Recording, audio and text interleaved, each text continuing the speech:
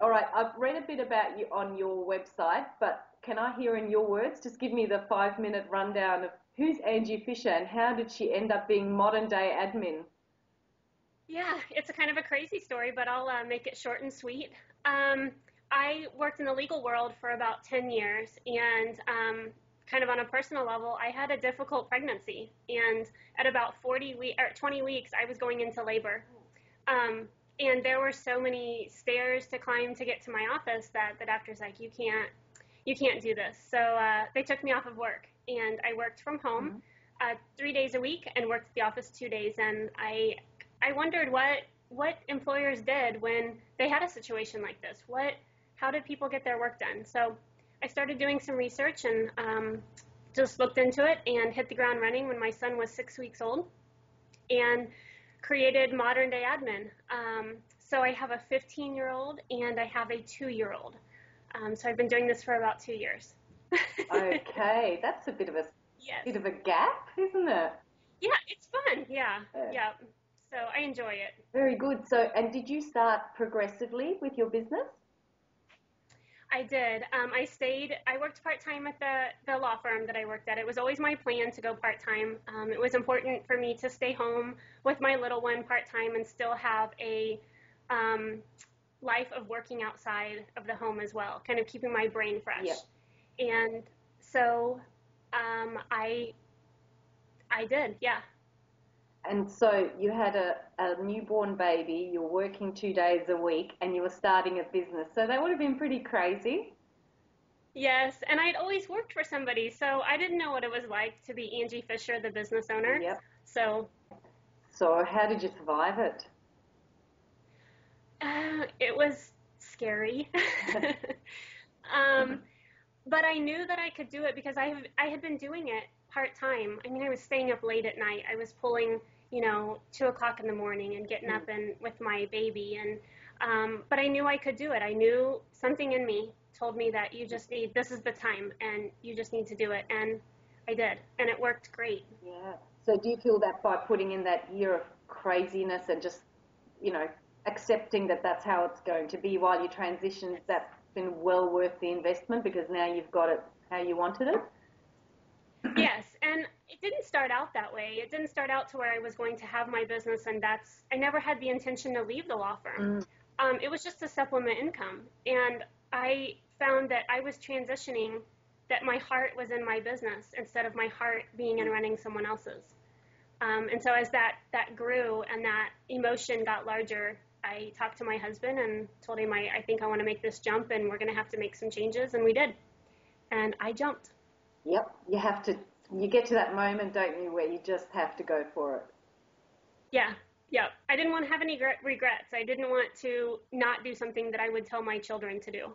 So if I'm going to tell them to take that leap of faith, then I have to practice that as well. Absolutely. And I find that whenever I get a little bit, scared or things get too hard, I always think, well, I'm setting an example here too. And that actually always motivates me just that little bit extra. Me too. Yeah. Me too. Cool. Yeah. Yes. Yeah. So that's Yes. another whole challenge in itself, trying to, Yeah. make it all happen and know when to switch off from work and when to be there for the family. So how's that going? It's going good. It's trial and error for me. I've learned that it's not only walking away from my computer and my desk. I need to turn my brain off and I need to switch it to family mode or whatever mode that I need to be in that's not in my business. I'm a very motivated person, and I think my brain shows that because my mind is constantly going in my business. What do I need to do? What did I get done today? And so I'm really working hard to turn my brain and shift it that when I leave my desk, it's not that time anymore. It's time for whatever I'm headed to next, and to be mindful on where I'm headed. Yeah, and working it from home has that particular challenge because it's right there and Right. yeah, and Yeah. I found the same. I started my business from home, and after Mm-hmm.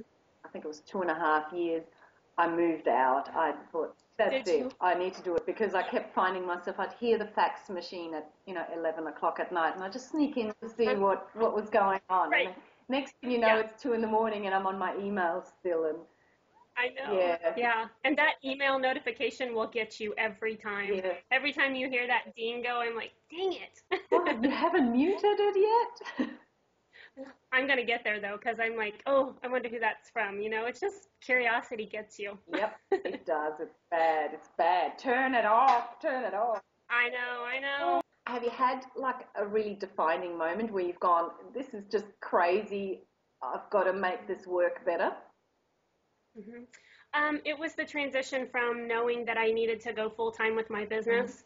I don't know if it was like an actual moment in time, but it was a span of time where I thought, my heart isn't in my job anymore. My heart is in the business that I'm starting. And I knew that was the defining moment. Are you going to do this or are you not? Because I couldn't balance anymore. I couldn't stay up until 2 o'clock in the morning and then turn around and go to work the next day. And the guilt of not spending time with my family was eating me. And so I knew I had to do something. And that was the defining moment that I decided to continue on with my business. Cool. And it sounds like you have a really supportive partner, which makes all the difference, doesn't it? Yes, so much. Because, you know, you carry that guilt around about your kids Mm. and how much you're working. And to have a supportive partner kind of helps relieve that a little bit. Cool. I had to be what I asked my clients to be. I had to delegate and start letting go of some of my work and delegating to some of my team because I had to create a team because I couldn't manage my business, which is what was wrong with my clients and why I was helping them. And that is really hard. It's hard to let go. It's hard to trust someone that they're going to deliver what you expect.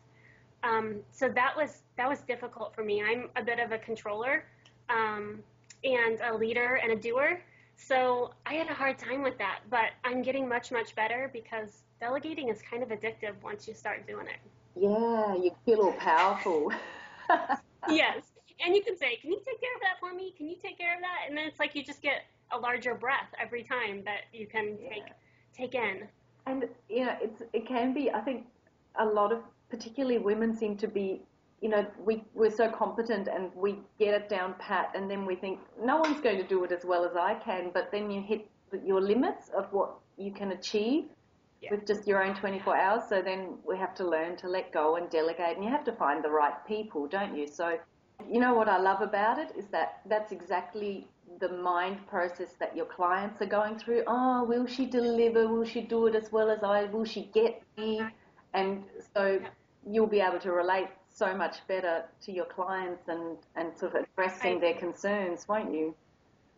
I agree. I agree completely because I now when they say that only takes me 15 minutes and they've named like 10 things that only take them 15 minutes, then I say, but that's a lot of 15-minute increments that you could just hand off. And so I have to kind of eat my own words now and say, well, that only takes me 15 minutes, but yeah, then I have to kind of hit myself in the head and say, okay, I just got to delegate this. Yeah, absolutely. Every industry is different, but what I ask them to do initially is kind of tell me about a day in the life or write down the things that you do for a couple of days and how are you spending your time and what's sucking your time the most or what do you hate doing that just drives you crazy. And then I tend to take that and it tends to be a smaller project so that we can see if we're an ideal fit. Yeah. Um, but that helps for them because they identify with themselves and what their life is like. And it makes it less intimidating if I ask them to make a list and identify what's going on with them. Cool. So start small, build trust. Yes. Yeah. And it takes time sometimes, it just takes time to get on the same page Yeah. on how they work and how they tick. Um, well, I think, surprisingly, follow your gut. Hmm. If it doesn't feel right or you're feeling guilty or stressed, then I think you just need to step back and reevaluate. Yeah. Um, and you have to just trust yourself. Trust that you know what you're doing and that you are doing the right thing. Believe in yourself. Um, I think those are the top things for me that I try to keep a work-life balance and to ask for help.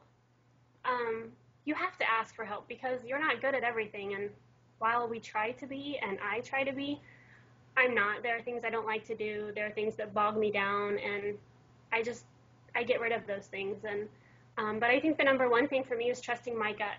What does my instinct say that I need to do? Cool. Because I think you can trust it. Yeah, absolutely. I think we have to get out of here and just, go with it. How do you feel about all that? If I find that I am working and I'm having some guilt and I know that my husband has my son and it's very easy for me just to go and be with them, I will go and be with them. If I don't have a deadline that's sitting right there that I'm behind on, I will go because I know that my work is going to suffer if I have them going through my mind. Yeah. So if I have the capability, I'll stop working and I will go and be with them or and clear my head and then return back to work. And what I find often, it doesn't take a lot of time. You might be suffering for a week or two thinking, oh, I'm missing out. And you spend one good quality hour and suddenly everything feels different, doesn't it? I agree. And I think we do that for us. I mean, I think our kids are fine. Yeah. I just think it's us that, I'll walk in and my son's having a heyday and I'm like, well, I was guilty for no reason. That's right. Yeah, we put it on ourselves and we just have to get over it sometimes. And how do you go with saying no? Oh, I had a really hard time with that and I still have a hard time with that. Because I think it's just one thing. I can do it. It's not going to take me very long. But I'm getting better at saying no and being a little more picky about the clients that I choose, based on character or, and personality. I'm not always good at saying no, though. That takes so much practice. It does, doesn't it? To get good at that. And there's a lot of guilt with it. Yes. Yeah, that infamous word. Yes. Strategies to keep yourself from burning out. You said you don't go for 3 days without enough sleep anymore, which is probably very wise. What else? Do you have any little routines that you're in now that keep you sort of, from wearing out? I actually depend on a software program that keeps me on task, and everything that I kind of call it a mind dump. Anything that I know that I need to do goes in there, and it just is categorized, and I know that on this day, this is what I need to do. And so at the very start of my day, I pull that up, and I know that those are the tasks that I need to take care of that are of importance, and that's kind of the routine that I'm in and how I get my mind ready to work. Okay, so does that mean as other things pop up through the day, you just dump them in there? Oh. Yeah, even on, I have it on my phone. I have an app, and I put it on there, and because I know that if I don't, then it's going to be turning in my head, and I'm not going to be able to let it go. Yeah. So I just get rid of it. Very good. Hand it over to some software. Exactly. Yeah. Technology. All right. I'm going to do the final question, which is, a bit of pressure. If you had to sum up the secret to a happy and balanced life in just 3 words, what are they? Believe in yourself. I like it. Well done. Yes.